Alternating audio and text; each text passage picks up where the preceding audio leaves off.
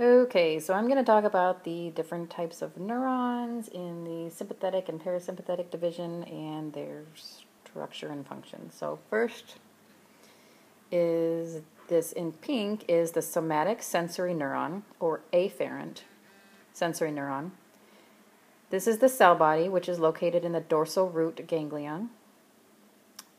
It's also by function, it's a somatic sensory neuron. By structure, it is a unipolar neuron.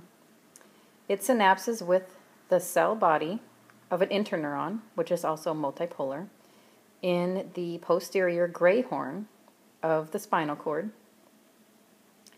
travels down and synapses with the cell body of a somatic motor neuron, which is also multipolar, and that then travels to skeletal muscles.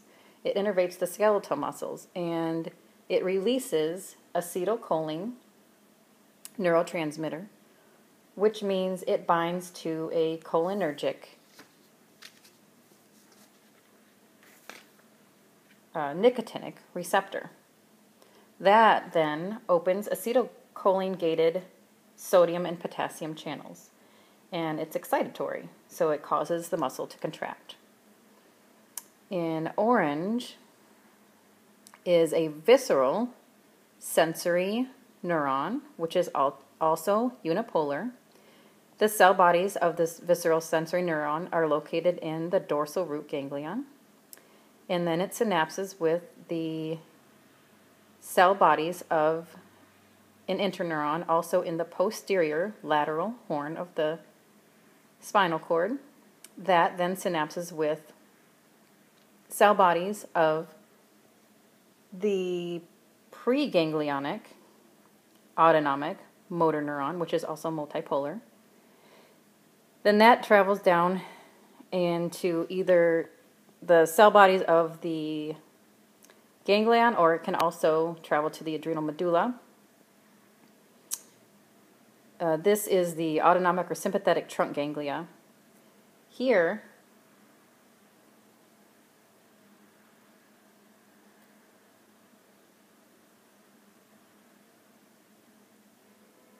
it's the preganglionic motor neuron, so it releases acetylcholine, which, if it's preganglionic, it means it releases acetylcholine, and that means it's binding to a cholinergic receptor. It's also nicotinic, a nicotinic cholinergic receptor on the either parasympathetic or sympathetic preganglionic axons. They bind to those type of receptors. And that then opens the acetylcholine-gated cation channels, for example, the potassium, sodium, or calcium. And those are excitatory.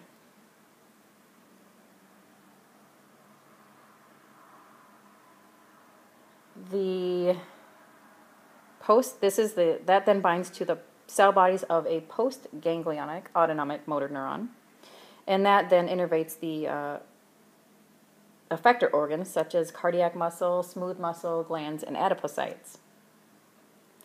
The parasympathetic postganglionic axons, the preganglionic parasympathetic are longer, so the preganglionic release acetylcholine, and the postganglionic are shorter, and they also release acetylcholine if they're parasympathetic. If they're parasympathetic, it means rest and digest. The location of the preganglionic neuron cell bodies in the parasympathetic division are in the brainstem or the lateral horns. The location of the ganglionic neuron cell bodies are close to the effector organ, and like I said before, the length of the preganglionic axon in the parasympathetic is long, and the length of the postganglionic axon is shorter.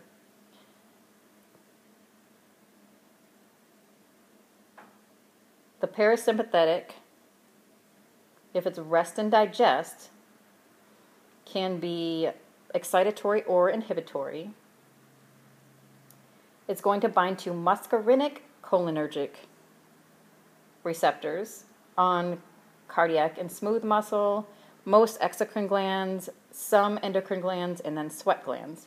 It's going to activate the G protein second messenger pathway and can be, like I said, excitatory or inhibitory. So it can contract or relax the muscles. It can secrete, cause the glands to either secrete or tell them not to secrete.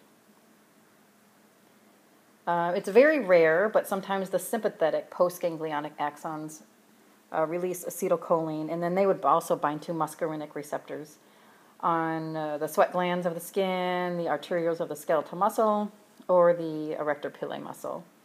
That would be inhibitory, and it would activate the G protein second messenger pathway also.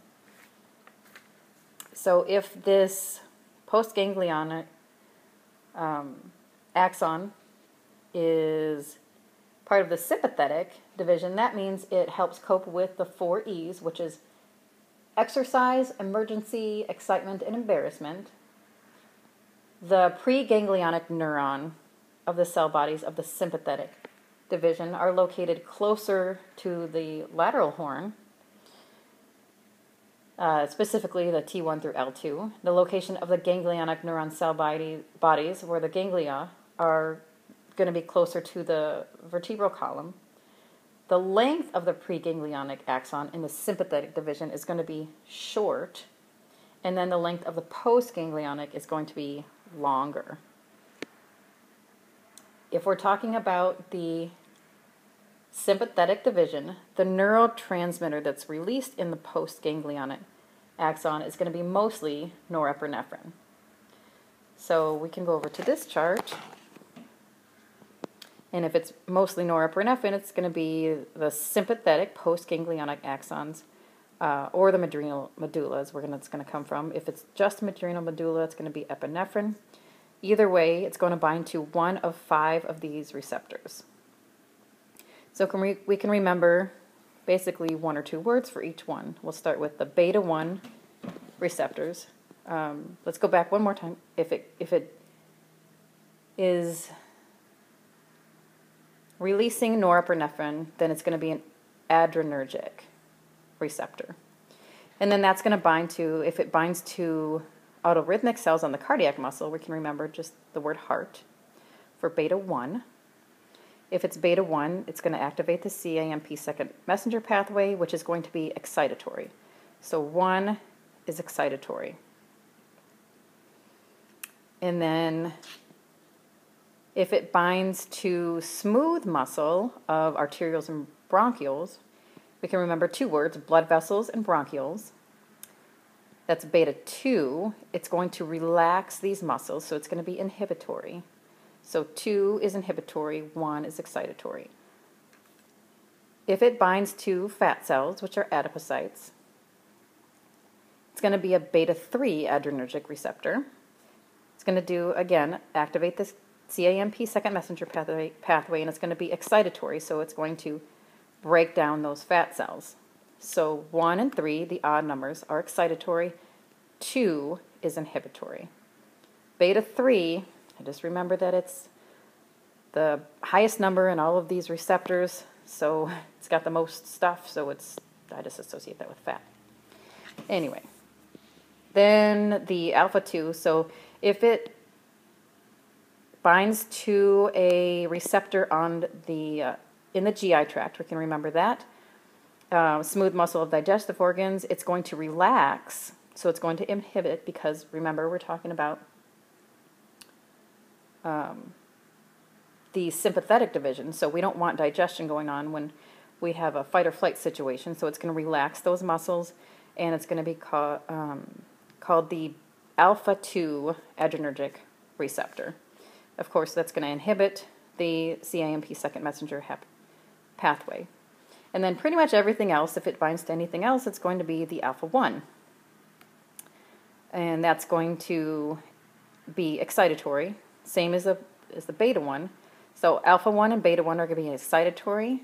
Beta 2 and alpha 2 are inhibitory. And then 3 is odd, just like the 1. So that's going to be excitatory also. So if this is excitatory, that means it's going to cause muscle contraction, or it's going to cause secretion of glands. and that creates some intracellular calcium signals and, like I said, causes the muscle to contract or glands to secrete. And then one more quick thing. This, we already talked about this, but the parasympathetic division of the autonomic nervous system, long preganglionic neuron, which is this right here, the long preganglionic neuron. And then it also has a short postganglionic neuron. That's for the parasympathetic. The sympathetic division of the autonomic nervous system has a short preganglionic and a long postganglionic neuron.